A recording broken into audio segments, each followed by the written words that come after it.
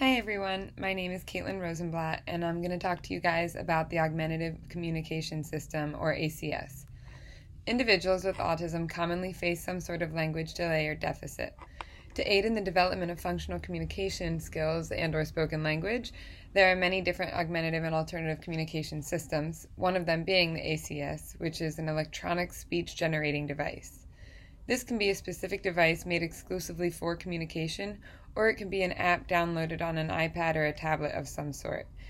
These devices are great for individuals who have a language delay or deficit and are able to scan a field of images to tap and choose icons. What I think is the most important benefit of these devices is that there are so many different forms, allowing each individual to customize and adapt their device as needed. When customizing your device, the icons on the AAC device can be pictures, words, or a combination of the two. As a child develops and learns more terms and communication skills, it's extremely easy to add new words to the device as needed. The device is a great tool for the communication because it's a single object that the child can carry around with them, and there are no picture cards that could be potentially lost or damaged. It's also beneficial because it makes it very easy for others to understand and communicate with the individual, where sign language requires others to also be able to understand those signs in order to functionally communicate. It also allows the individual to communicate with people without being directly beside them, because the device outputs the sound of a voice reading out what they tap. So I'm going to show you just a really simple version of the app I downloaded on my phone. So it looks like that. A lot of different communication systems have different ways they set up the home screen, but they're usually somewhat similar to this, where you can see there are just a couple subjects in the main screen here, and then if you swipe, it has some of the words that you might use more frequently.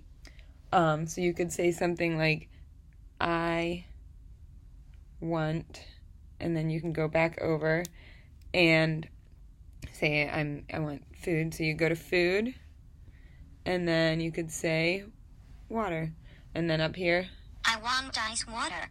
So it just tells you that I want ice water. Something that's really unique about this app specifically is that you can go into the history, and I don't know if you can see, there it is. So if a child asks for something but you maybe didn't hear them, you see it already disappeared from up here as soon as they tapped it.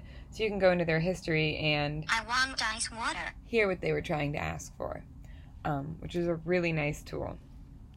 You can also, if this was the version that you purchased, you'd be able to add different things. So if there was a food that the child usually ate, you'd be able to add it. But since this is the free version, you have kind of the basics here. But those empty ones would be able to be whatever you choose for them to be.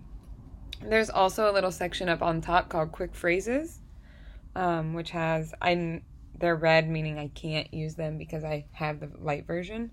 But they have simple things that a child might need to say quickly without having to type out all of the words, like, it wasn't me.